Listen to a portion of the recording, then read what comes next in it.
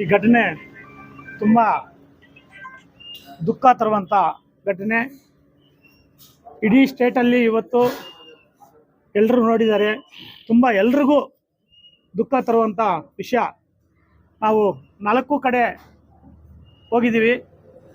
4 ಕಡೆನೂ 4 ಜನ ಹುಡುಗಿರು ತುಂಬ ಬುದ್ಧಿವಂತರು, ಆದರೆ ಅಷ್ಟೇ ಬಡವರು ಕೂಡ. 4 ಜನ ಕೂಡ ಬಡವರಾಗಿದ್ದಾರೆ.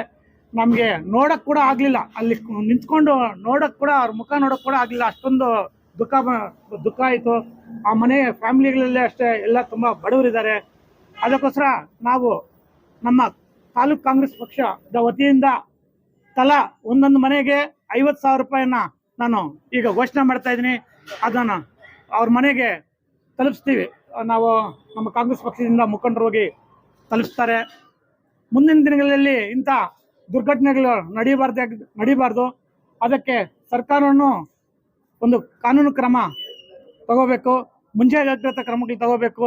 ಸ್ಕೂಲ್ಗಳಲ್ಲೂ ಅಷ್ಟೇ ಎಲ್ಲ ಟೀಚರ್ಸ್ ಕೂಡ ಮುಂಜಾಗ್ರತಾ ಕ್ರಮಗಳು ತಗೊಂಡು ಟೂರ್ಗಳು ಕರ್ಕೊಂಡು ಹೋಗ್ಬೇಕಂತ ಹೇಳ್ಬಿಟ್ಟು ಈ ಸಂದರ್ಭದಲ್ಲಿ ನಾನು ನಮ್ಮ ಜೊತೆಯಲ್ಲಿ ಇವತ್ತು ಎಲ್ಲ ಕಡೆನೂ ನಮ್ಮ ಮಂಜಣ್ಣವರು ನಮಗೆ ಸಾಥ್ ಕೊಟ್ಟಿದ್ದಾರೆ. ನಮ್ಮ ಎಲ್ಲ ಮುಖಂಡರಿಗೂ ಸಾಥ್ ಕೊಟ್ಟಿದ್ದಾರೆ, ಎಲ್ಲ ಕರ್ಕೊಂಡು ಬಂದಿದ್ದಾರೆ.